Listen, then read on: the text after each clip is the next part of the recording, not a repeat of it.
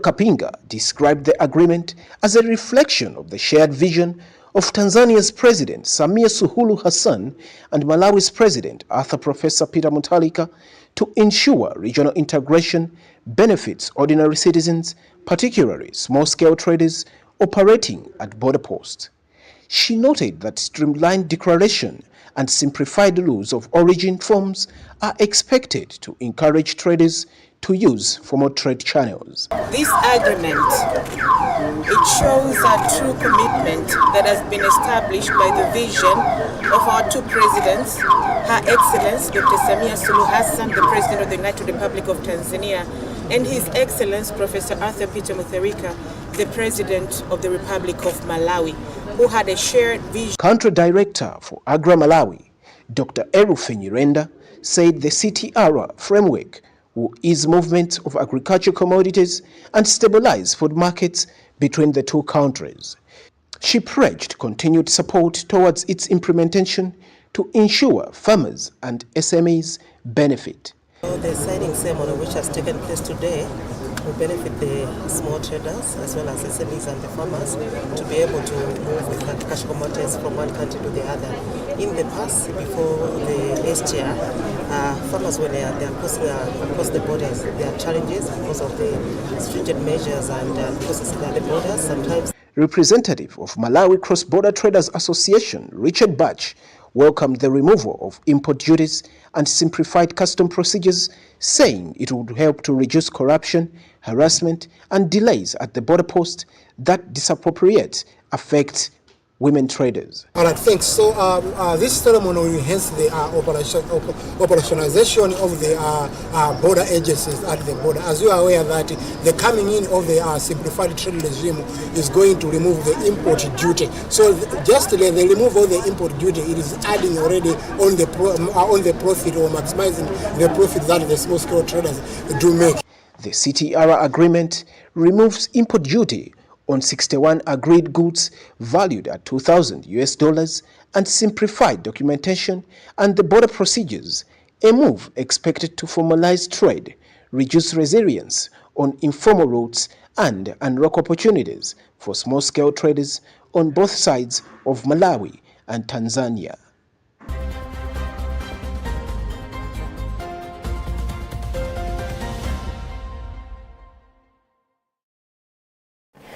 Food inflation in Malawi has eased to 24.9% in January 2026, down from 26% in December 2025, a decline that economic expert Miwad Tobias attributes to government measures aimed at improving food security and stabilizing prices. According to the National Statistics Office, food inflation has significantly decreased over the past 12 months, falling from 36% in January 2025 to 22.1% compared to 26.5% recorded in December 2025. Emmanuel Chocha with the details. In an interview, economic expert Miwad Tobias said the reduction in food prices reflects measures put in place to improve supply and market stability. However, he cautioned that while food prices are decreasing, other commodity prices could rise, potentially affecting overall inflation trends. He further noted that it is too soon to determine whether the downfall trend will continue and urged Malawians to remain patient as economic policies take effect. Well, it's expected that the inflation rate has declined because we have seen a steady decline in the prices of maize. And in our context, when we say food, we mean maize. And food has a significant component in the inflation basket. So the moment the price of maize changes, the inflation rate overall also changes. I should also say that when we say inflation has a decline, sometimes it doesn't mean that the prices have gone down. It means that the speed at which prices are rising has slowed down. So it's like driving. You are driving from Mulilongo to Luntha. You start at 100 kilometers per hour. Somewhere around in Cheu or Deza, you slow down to 50 kilometers per hour. You are not reversing to Lilongwe. you are still going to Luntha, but now at a lower speed, a slower speed than. Meanwhile, rising transport costs, import prices, utility charges, and exchange rates challenges continue to put pressure on economy. Efforts to get a comment from Economic Association of Malawi President Betha Chigadza were unsuccessful as she was reported engaged in a meeting. For Luntha News, this is Emmanuel Georgia.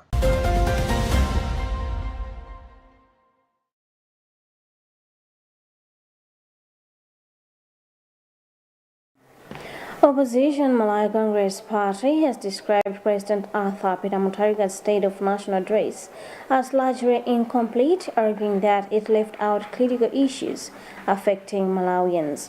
Responding to the SONA presented before the National Assembly on Friday 13th February, Leader of Opposition in Parliament Simplex Chilabanda said the address, among other issues, failed to adequately tackle growing security concerns, including reports of murders and security lapses that risk undermining investor confidence. According to Chichora, the speech also failed to sufficiently address corruption and broader financial accountability issues, saying stronger measures are needed to restore public trust and ensure prudent management of public resources. Tandem Zmara has filed this report. Leader of Opposition in Parliament Simplex Chilabanda MP, among other issues, criticized government's decision to import maize from Zambia, questioning the move when domestic stocks are reportedly available. He has urged authorities to prioritize empowering local farmers and implementing policies that boost agricultural productivity to ensure food security and economic growth. On education, Chilabanda has argued that the much publicized free secondary education policy should be genuinely free, noting that boarding and tuition costs remain significant barriers for many families. Hope for young people. There is no hope for civil servants. So young people still remain unemployed. Civil servants will still have their salaries slashed and no promotion given to them.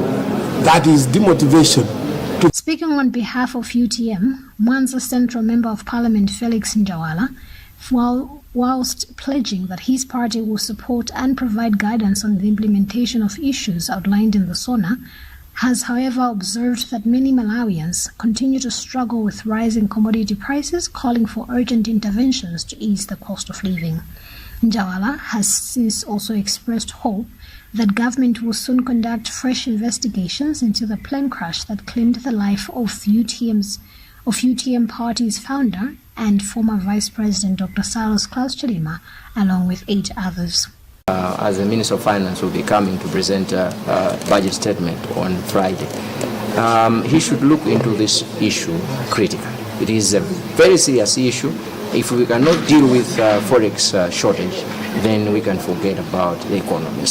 Meanwhile, Member of Parliament for Mulanje South East Buka Matevu has commended President Mutharika for what he described as a clear and concise address. Presenting a motion that kick-started debate on the SONA, Matevu said Malawi now has a president who understands the country's challenges and is implementing sustainable solutions to address poverty. Meanwhile, Minister of Finance Joseph Mwanamvika is set to present the 2026-2027 national budget on Friday, February 26, 2026 at the Parliament building in Lilongwe. For Luntha News, this is Tandiwe Mzumara.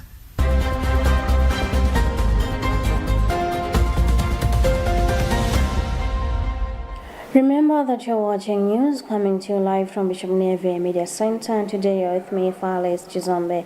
Before we proceed, let's have another look at the headlines.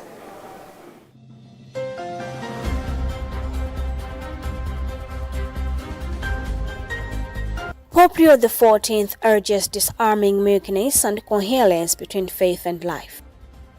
Opposition Malawi Congress Party slams Mutharika's State of National Address as lacking on key national concerns. Food prices drop as economic expert warns of economic pressures. And in other news, Nigeria warns citizens about rising illegal recruitment for foreign wars.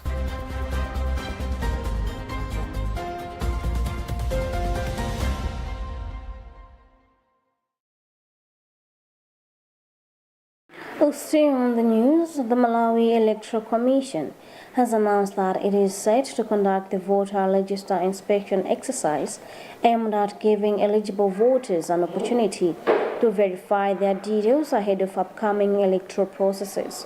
In an interview, MEC spokesperson Sangwan Mafriwa has encouraged voters to use the digital platform by dialing *2509# to check their details, saying the system will help reduce congestion at centers and allow voters to resolve any challenges before the two-day inspection exercise. We have more details in this report filed by Gift Kalonga. MEC spokesperson Sangwani Mwafriwa said the commission will open voter inspection centers on 17th and 18th February to allow people to verify their details ahead of the by-elections, saying early verification helps correct errors and ensure smooth voting. He has also urged voters to use the digital platform by dialing *2509# to check their details and visit their registration centers during the inspection days if they experience any challenges. As Malawi Electoral Commission, we are informing the nation that we are going to open all the centers in all areas where by-elections will take place on the 17th and the 18th February, with the purpose of giving an opportunity to all registered stakeholders to verify their names in the voters register. This is a very important exercise because it enables and ensures a smooth flow of the voting process on the polling day. The rationale is that if we discover an anomaly now, Malawi Electoral Commission will have an opportunity, ample time to rectify or work on the issue. And like if we discover the same on the polling day, the polling stations may not have ample time and even the expertise to sort such an issue. So, Social commentator Lake Mbewe said MEC has been following through on its electoral calendar and is starting the voter verification exercise as scheduled, which is recommendable. He said it is encouraging to see the commission taking steps that help ensure eligible voters can confirm their names ahead of the by-elections. He also urged MEC officials to be vigilant and supportive throughout the exercise, making sure all voting materials are in place and that voters receive the guidance they need to exercise their right smoothly. Bide Lakembewe, social commentator. Meanwhile, the Malawi Electoral Commission has scheduled to start its voter inspection process from 17th to 18th February. For Luntha News, this is Gift Kalonga.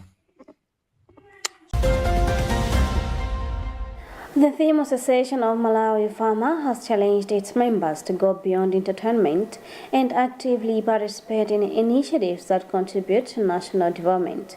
Farmer Vice President Gilbert Moyo made the remarks as the association led a tree planting exercise at Livimbo Community Day Secondary School in Lilongwe. Alison Banda has more details in this report.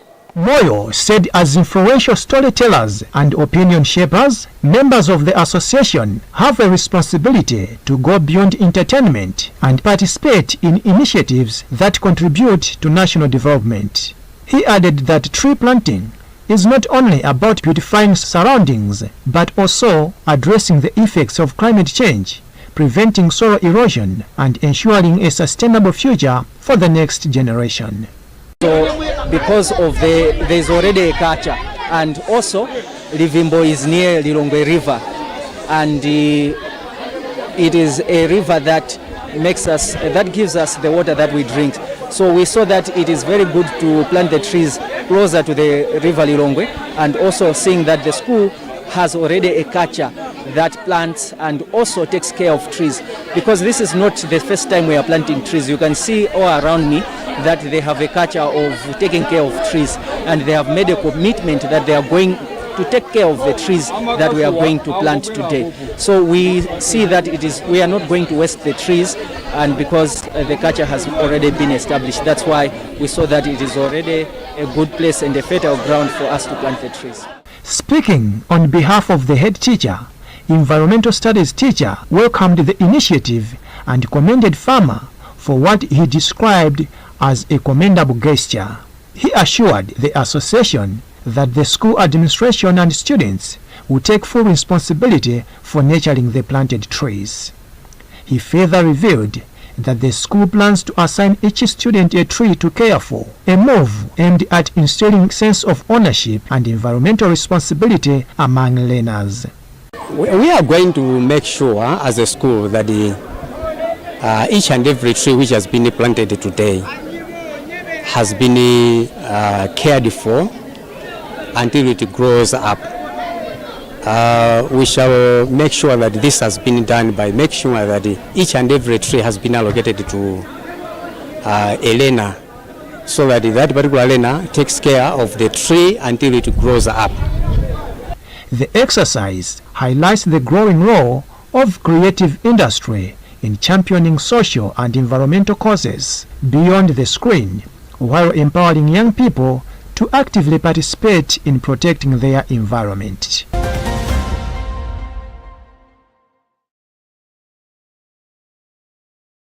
In international news, Nigeria's foreign ministry has issued an urgent warning over the growing illegal recruitment of its citizens to fight in conflicts abroad, following reports that 2 Nigerians believed to have died in Ukraine last year were recently discovered.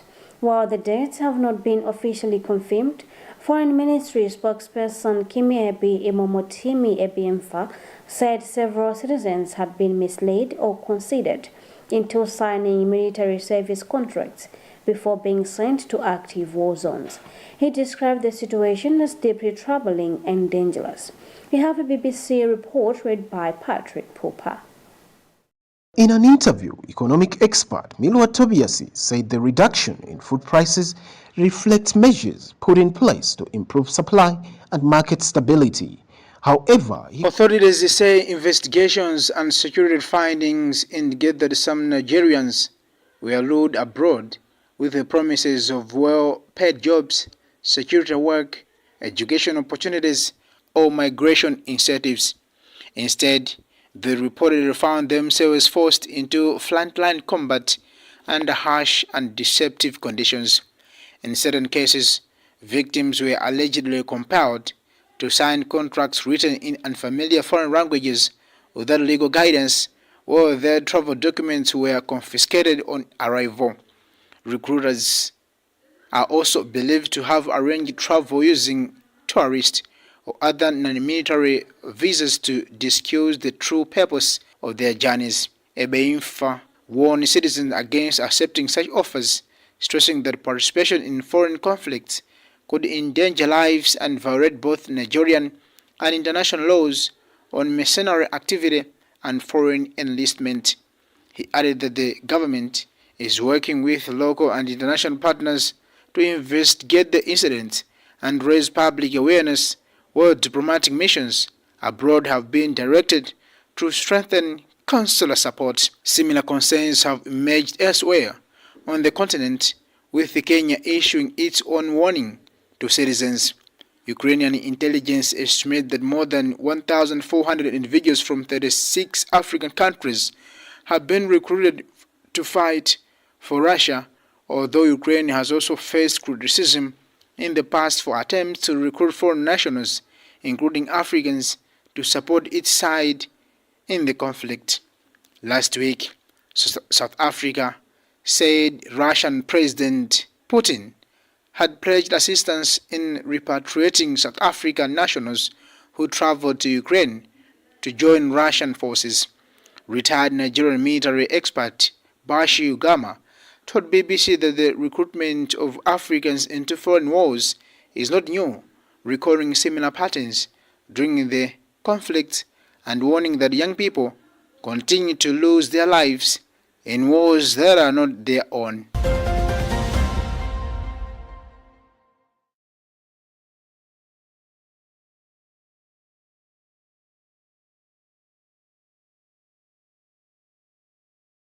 That item concludes our today's news bulletin. Before we leave you, another look at the headlines.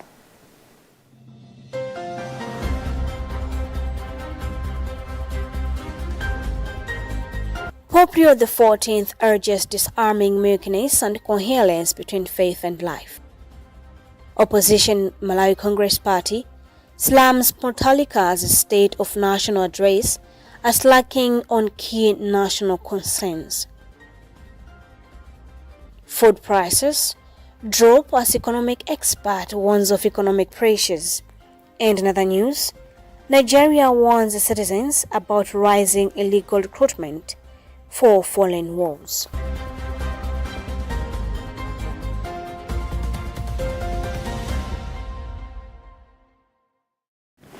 I have been Fales Chizombi. Thank you so much for keeping me company, and don't forget to stay tuned for the list of our programs here on Luntha Television. Stay safe and goodbye.